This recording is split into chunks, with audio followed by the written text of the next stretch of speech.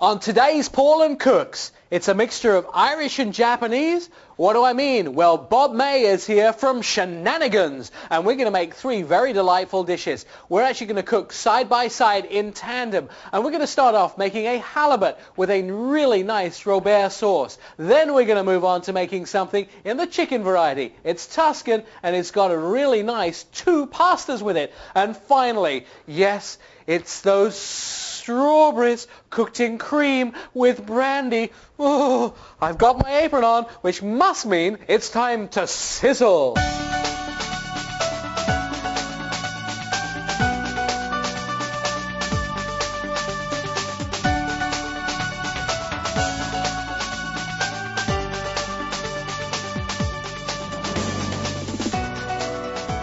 Welcome to this week's Paul and Cooks. I'm Nick Miles, and today our guest in our Bradley Design and Education Center is Bob May. Bob, you're from Shenanigans, right? Yes, sir. Now, where is Shenanigans?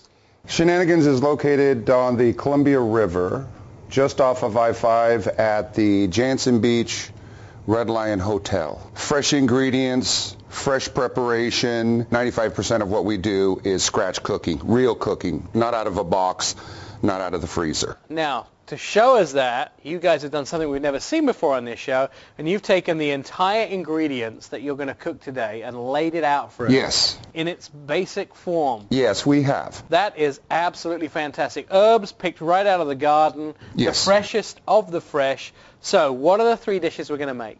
Well, today we're going to make a halibut robert, which is a dish that I've done probably for the last 15 years, which is a poached halibut, and make up a wonderful sauce with Kalamata olives, artichokes, capers, tomatoes, butter. And then the second dish we're going to do? Tuscan chicken pasta sauté. Oh, and finally... Yes, strawberries Romanoff. It's a dish that we have introduced in the last couple of months. Let's walk over to your food tray here. So what are the ingredients to go into this fish dish? Well, what we have here is we have Alaskan halibut. We've brought some portions that are probably 7 to 8 ounces. We then take the halibut and poach that in a wine and water solution in a separate pan while it's cooking in the oven. Kalamata olives, fresh minced garlic, capers, and some sun-dried tomatoes.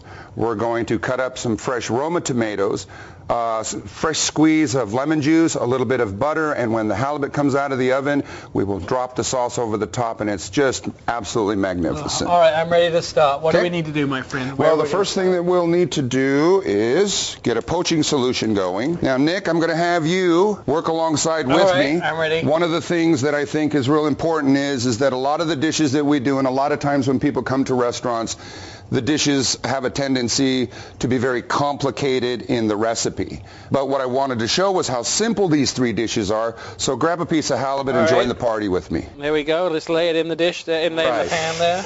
We want to be able to somewhat submerge the halibut, but not have it covered in this solution of wine and water. We're going to go stick this in a 375-degree oven. Okay, we've got that ready to go over here. So what's up next? Well, what I'm going to do is I'm going to get a mixture in a cold pan of some garlic, capers, some sun-dried tomatoes. I'm going to grab one of the lemon crowns for the fresh lemon juice. About 5 or 6 Kalamata olives will be sufficient. All right, you want me to do the same? Yes, I do. And then what I'm going to do is I'm going to take a Roma tomato for the both of us. Excellent. Okay, now that we have those items that are starting to heat in the pan, we want to get a little bit of butter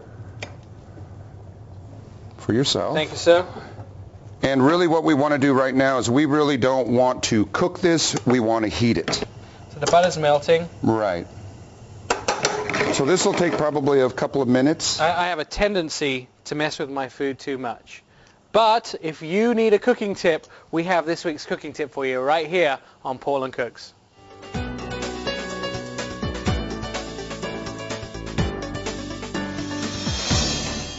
Hello, Mark Bernachich, Cisco, Portland, with your cooking tip of the day.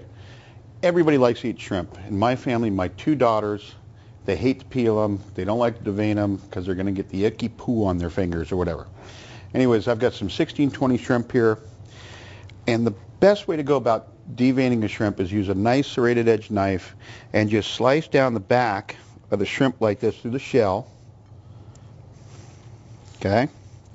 And then you can easily take your shells off that way. Makes them really easy to peel. And then right inside this canal should be that little guy right there that you want to get rid of. Okay? So again, peel off the shell, find that little vein, and pull it right out. And that's it. Mark Brunitich, Cisco, Portland, with your cooking tip of the day.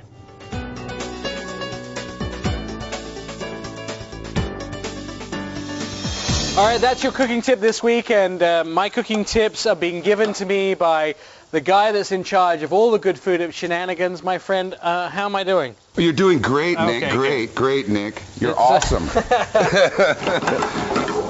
We're going to get the halibut out of the oven. Okay. And we'll finish with our topping, dress it, and move on. All right.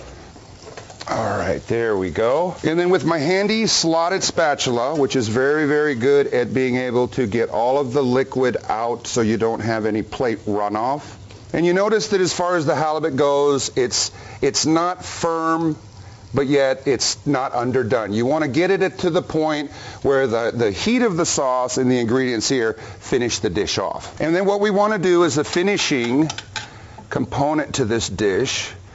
And this was introduced at Shenanigans, right, as far as finishing this dish off, is I'm going to take a liberal amount of feta cheese, and I'm just going to toss that in the pan.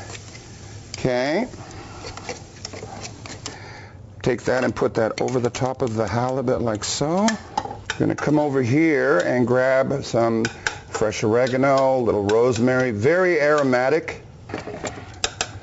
And lay a little bit of herbs like so. Is it my turn now? Well, saving the best for last. And there we have my halibut Robert. All right, let's see. So this goes on top? Yes, sir. Very nice.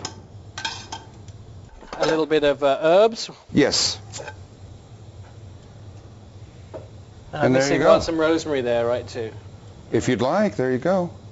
And there we have, and you notice as far as the way that you've prepared it, Nick, very similar, but our own particular touch has passed on to the dish. Absolutely. And I'm going to say that yours looks better than mine. On round one, I think you've got it. I don't think it's a competition because you're the guy that does this every day. However, I like the amount of cheese, but I think you had more olives than me. Yes. And I think the olives had a great flavor. Okay. We'll get to taste this in segment 4. All of the recipes are at our website at portlandcookstv.com. When we come back, there's more cooking and more shenanigans on Portland Cooks.